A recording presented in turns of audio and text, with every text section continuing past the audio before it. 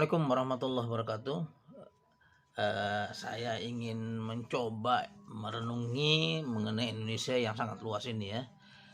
Saya melihat beberapa sumber ternyata di Selandia Baru, New Zealand itu jumlah biri-birinya sangat banyak, 26 juta biri-biri ya.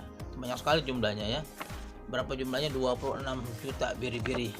Nah, ternyata populasi biri-biri itu lebih banyak daripada jumlah populasi penduduknya. Dalam suatu referensi yang saya baca, jumlahnya itu 5 kali lipat dari jumlah penduduk. Berarti kalau misalnya anggaplah 25 juta biri-biri ya, itu sekitar 5 juta penduduk New Zealand ya. New Zealand itu berada di sebelah bawah kita ya, ada Indonesia, bawahnya Australia, sebelah kanannya dengan ibu kota Wellington. Jadi kita bisa renungi ya, Indonesia itu dengan yang luas sekali. Saya lihat luas dari Selandia Baru itu 268.261 km persegi. Mempunyai populasi penduduk tadi kurang lebih 5 juta dan jumlah biri-birinya itu sebanyak 26 juta. Kan bisa bayangkan ya, kok bisa seperti itu ya di New Zealand itu Selandia Baru ya, negara yang nggak terlalu besar ya dibandingin dengan Indonesia misalnya ya. Misalnya kita lihat Sumatera itu dari mulai Aceh di atas sampai Lampung itu luasnya 473.481 km persegi. Kemudian Kalimantan berbentuk agak bundar dia, luasnya 743.330 km persegi. Maluku memang agak kecil ya, 78.897 km persegi. NTT itu 47.932 km. Sulawesi 180.681 km persegi, dan Papua memang sangat luas yaitu 786.000 km persegi. Pertanyaan saya, dengan populasi di Selandia Baru 26 juta ekor biri-biri, kenapa ya di Indonesia itu tidak mampu juga atau tidak bisa meningkatkan populasi biri-biri? Kan kita luas sekali ya.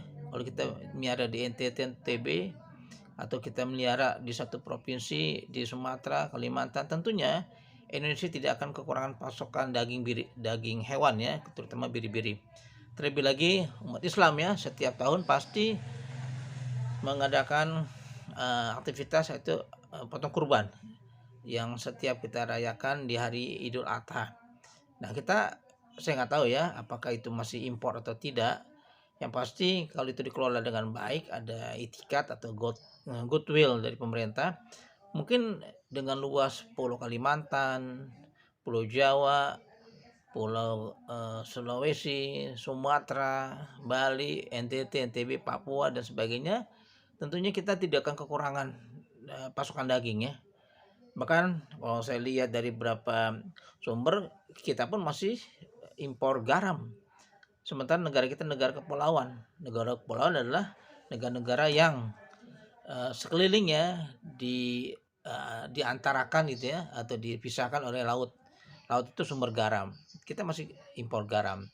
Nah, jadi kita harus berpikir Indonesia ke depan seperti apa, karena kalau kita bandingkan dengan New Zealand dengan populasi biri-biri 26 juta, kenapa Indonesia tidak sanggup untuk mengadakan jumlah biri-biri, apakah biri-biri atau kambing atau sapi atau kerbau, mungkin juga yang agama lain, babi dan sebagainya.